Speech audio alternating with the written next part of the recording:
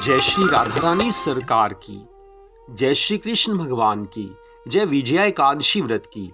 इस वीडियो में हम आपको फाल्गुन मास के कृष्ण पक्ष की विजया एकादशी व्रत की कथा को सुनाने जा रहे हैं। विजया एकादशी का व्रत इस वर्ष 13 फरवरी 2026 दिन शुक्रवार को रखा जाएगा।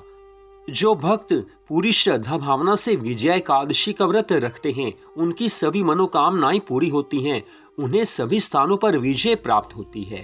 तो विजया एकादशी व्रत की कथा श्री पद्म पुराण में दी गई है, जो कि इस प्रकार है। युधिष्ठिर जी महाराज भगवान श्री कृष्ण जी से कहने लगे हैं, हे वासुदेव, फाल्गुन मास के कृष्ण पक्ष में किस नाम की एकादशी होती है, उसकी कथा सुनाने की कृपा कीजिए।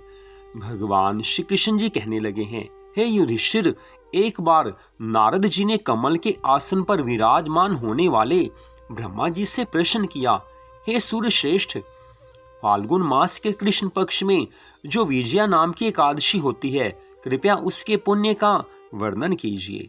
ब्रह्मा जी ने कहा, हे नारद, सुनो, मैं एक उत्तम कथा सुनाता हूँ जो पापों का नाश करने वाली है। यह व्रत बहुत ही प्राचीन, पवित्र और पाप नाशक है। यह विजया नाम की एकादशी राजाओं को विजय प्रदान करती है, इसमें तनिक भी संदेह नहीं है।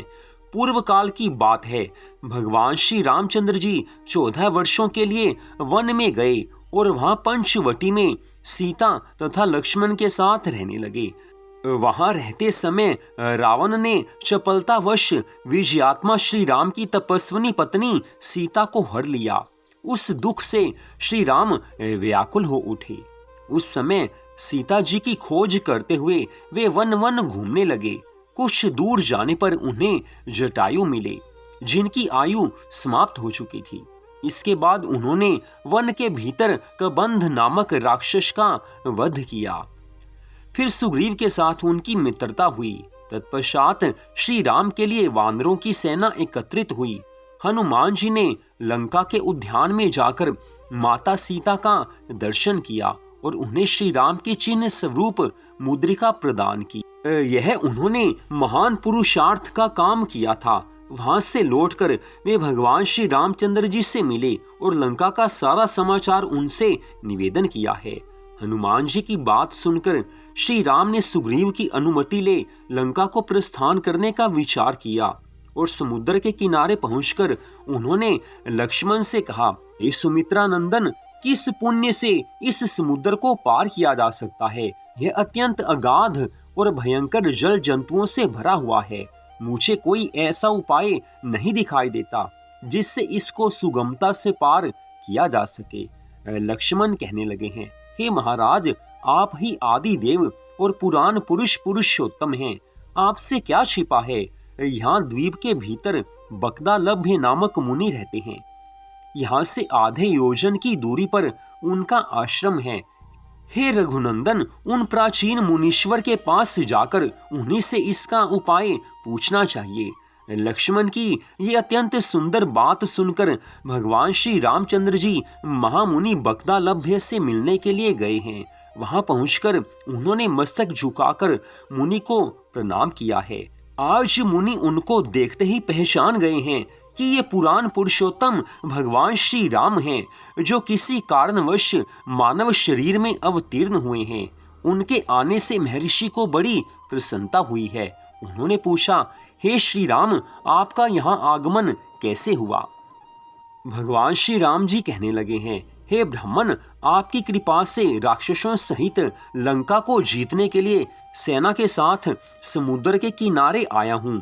हे मुनिवर, अब जिस प्रकार यह समुद्र पार किया जा सके वह उपाय बताइए, मुझ पर कृपा कीजिए। मुनिवर बकदालभ्य कहने लगे हैं, हे श्री राम, फाल्गुन मास के कृष्ण पक्ष में जो विजया नाम की एकादशी होती है, उसका व्रत करने से आपकी विजय होगी।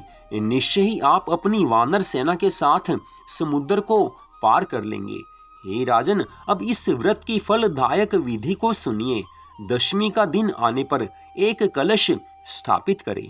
वह सोने, चांदी, तांबे अथवा मिट्टी का भी हो सकता है। उस कलश को जल से भरकर उसमें पल्लव डाल दें। उसके ऊपर भगवान श्री नारायण के स्वर्णमय विग्रह की स्थापना करें। फिर एकादशी के दिन प्रातःकाल स्नान करें। कलश को पुनः स्थिरता पूर्वक स्थापित करें।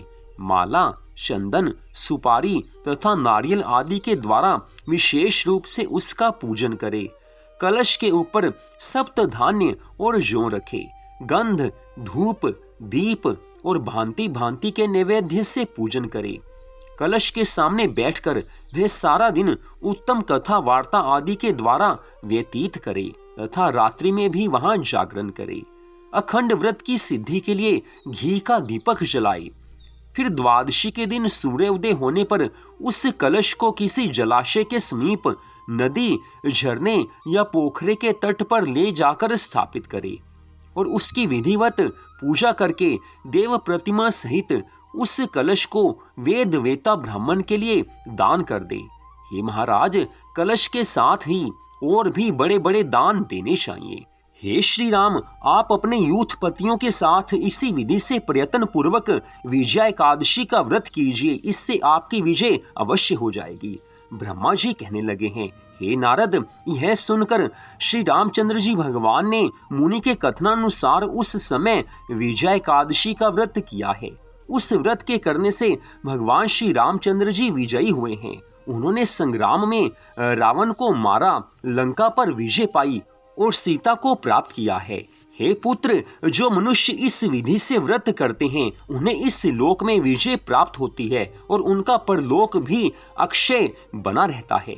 इतनी कथा सुनाकर भगवान श्री कृष्ण जी धर्मराज युधिष्ठिर से कहने लगे हैं, हे युधिष्ठिर, इस कारण विजया एकादशी का व्रत अवश्य रखना चाहिए। इस कथा को पढ़ने और सुनने मात्र से वाजपेय यज्ञ का फल प्राप्त हो जाता है। तो यहीं पर आज की इस कथा का विश्राम होता है। श्रीमद् भागवत महापुराण की कथा भी प्रतिदिन हमारे चैनल पर सुनाई जा रही है। हर अध्याय की कथा हम अपने चैनल पर सुना रहे हैं। तो श्रीमद् भागवत महापुराण की कथाएं प्रतिदिन हमारे चैनल पर अवश्य सुने, भगवान की अनंत कृपा की प्राप्ति होती है। आज की इस कथा को सुनने के लिए आप सबका हार्दिक धन्यवाद। जय श्री राधा रानी सरकार की, जय श्री कृष्ण भगवान की, जय विजया एकादशी व्रत की, जय सद्गुरुदेव श्री बंसी वाले महाराज की। जय जय श्री राधे, जय जय श्री राधे, जय जय श्री राधे श्याम।